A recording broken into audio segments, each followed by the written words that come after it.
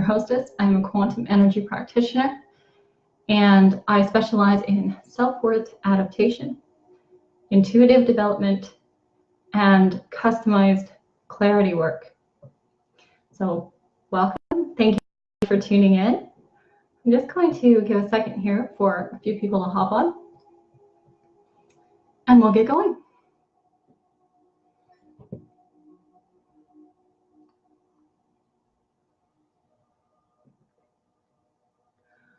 Okay, so let's get right into this. The topic today is meditation.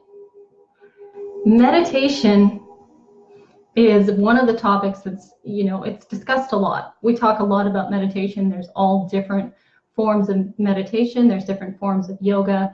There's different forms of physical exercise meditation. So Tai Chi and Qigong and a lot of different ones.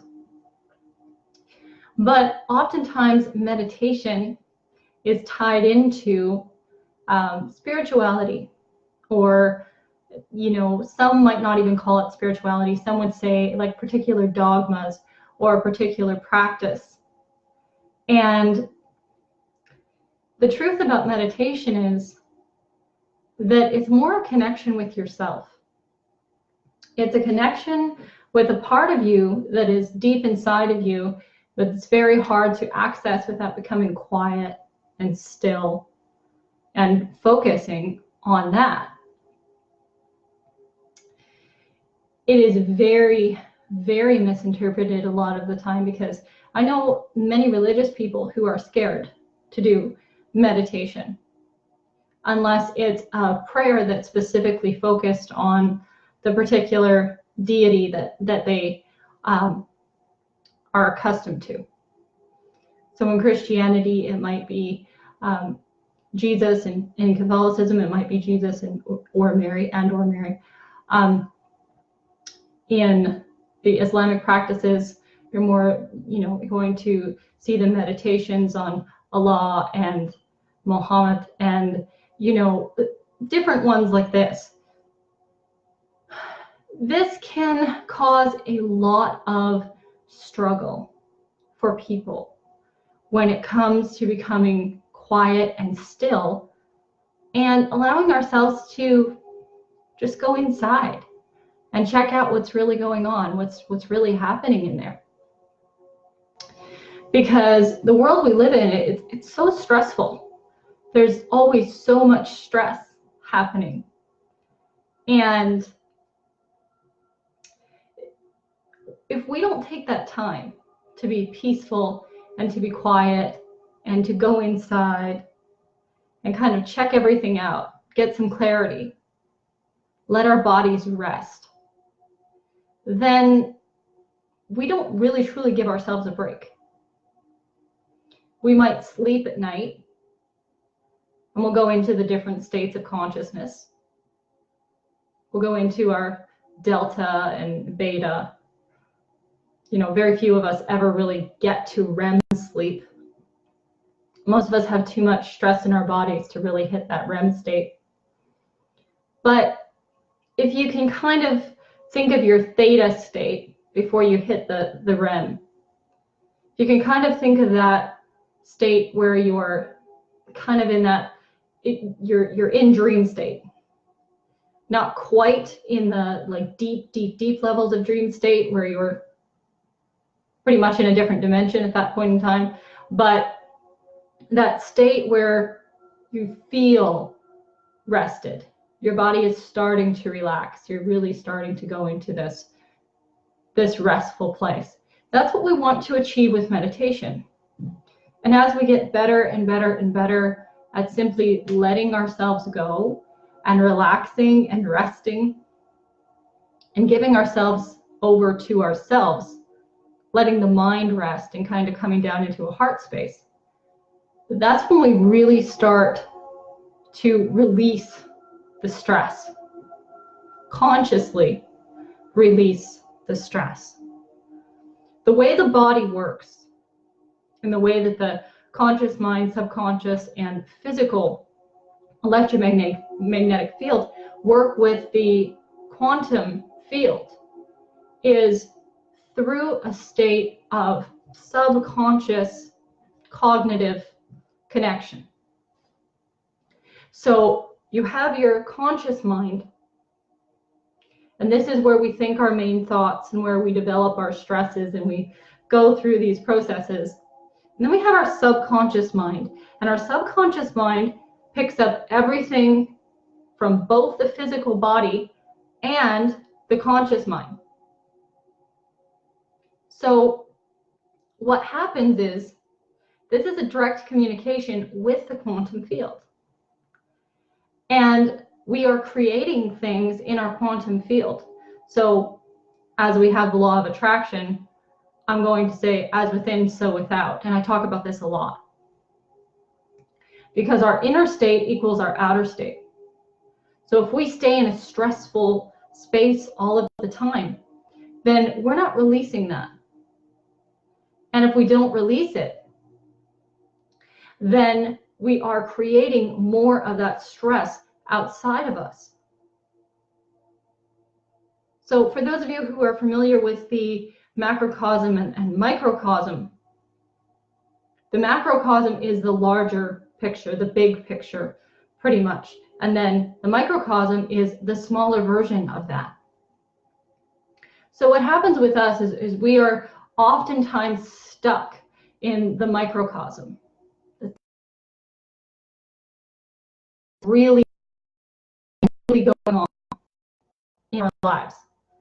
And we never get past these tiny little things that keep distracting us to get into the big picture, into the macrocosm. We quite literally have a universe inside of us. What we see manifested outside of us, the actual cosmos, the universe, is what we are inside. So although we can see things in if there's an explosion in space, we probably don't even think about that. Likely we don't.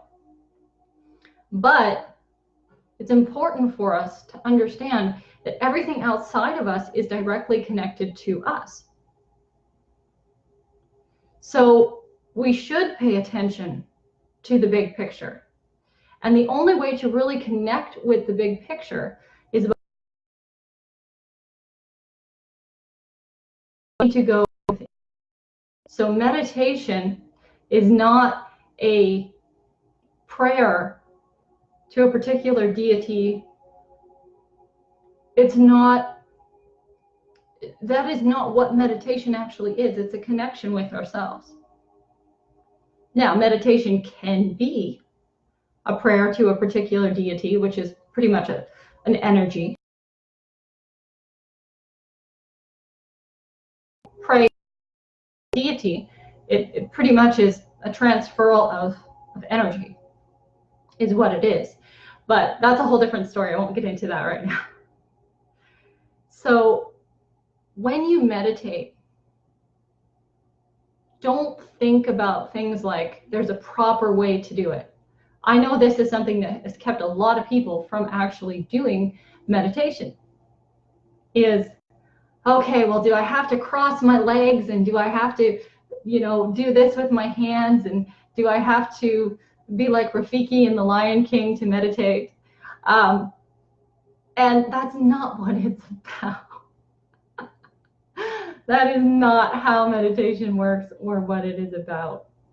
It is simply going in and allowing ourselves to feel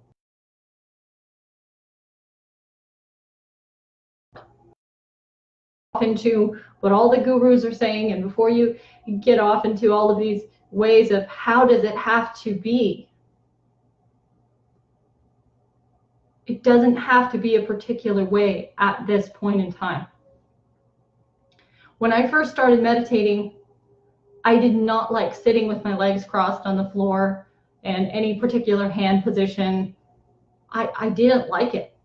To me, I was thinking too much about what I was supposed to be doing to actually focus on becoming still and connecting with my body. And so what I started doing is 5 minutes, before I'd fall asleep, I would go into a meditation, just laying there in bed, and simply go from the whole system down. So I'd start, actually that's wrong, I'd do it the other way. So I'd start with my toes, and I'd kind of just wiggle my toes, and I would connect with that feeling in my toes. And then I would start to connect with the feeling throughout the rest of my body. Now, when a lot of people teach meditation, they say, feel this part of your body relax. Well, if you're not connected with that part of your body, you're not really going to notice it relaxing. So what I would do is I would make a connection with my body first of all. So through feeling my toes, and then I'd kind of squeeze my muscles a little bit up through my calves and on throughout my body. And I would be laying kind of like this with my arms down at my sides. And so, I would kind of just let that energetic flow come up. So I would then be connected with my body. Then I would go into the traditional teaching of meditation, which was, okay, you start by relaxing parts of your body now. So then, because I had connected with those parts of my body when I was breathing out, and I was really letting those parts of my body relax, then it was such an amazing release that I felt. And that's how meditation started for me. And then it was finding a way to keep my thoughts from wandering off. Now, I could share clients' experiences with you, but to me, it's so much more personable and connected. I do fully realize that we all have different ways of going into the meditative process.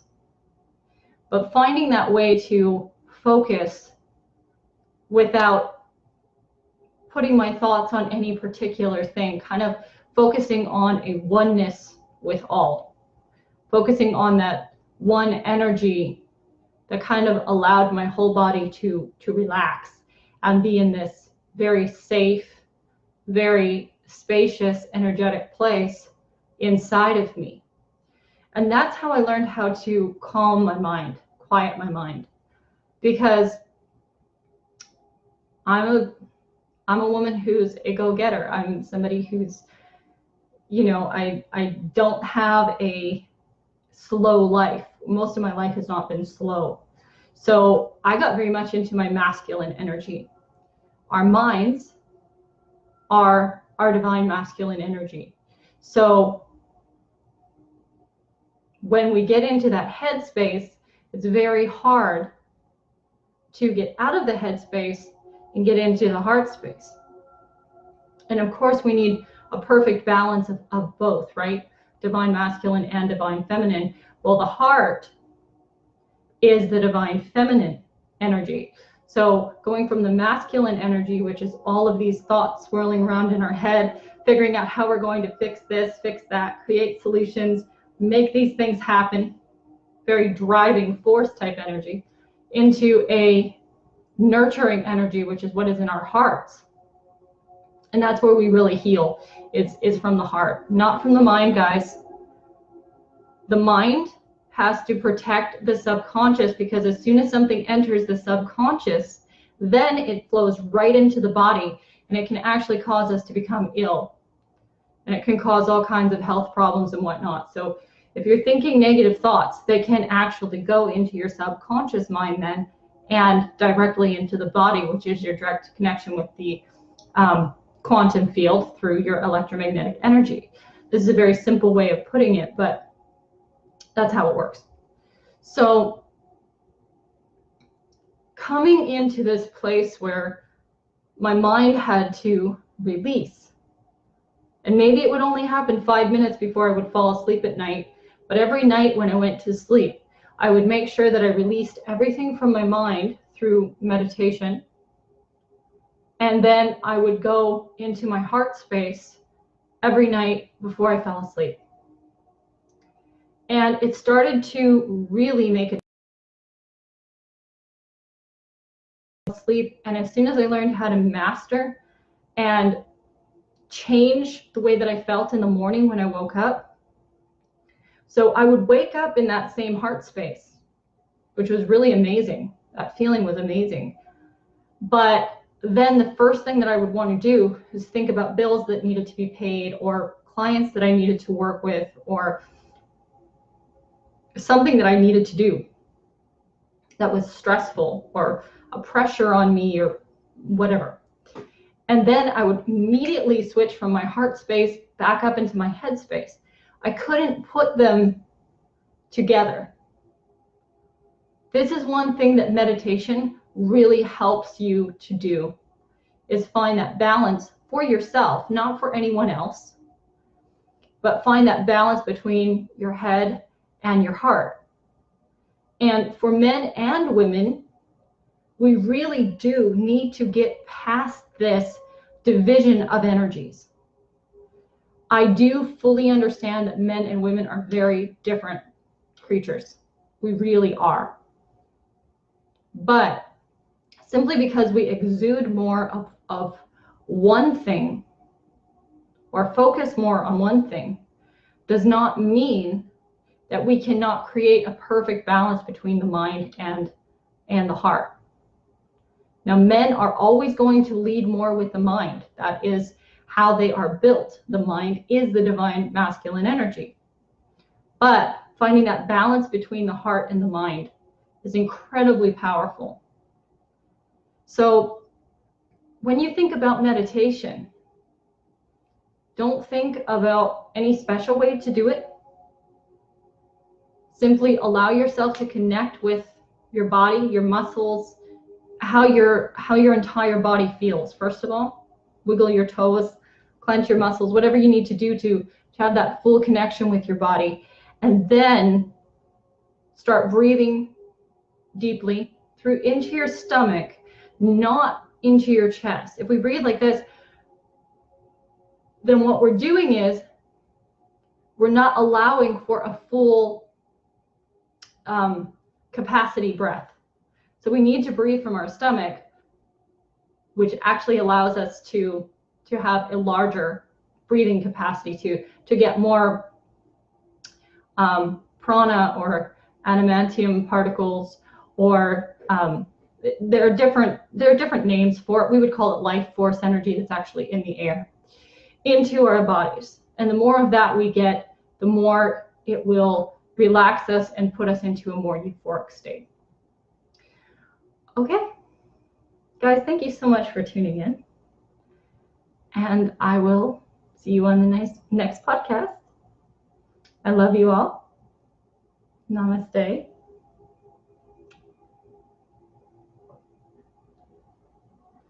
Gratitude always.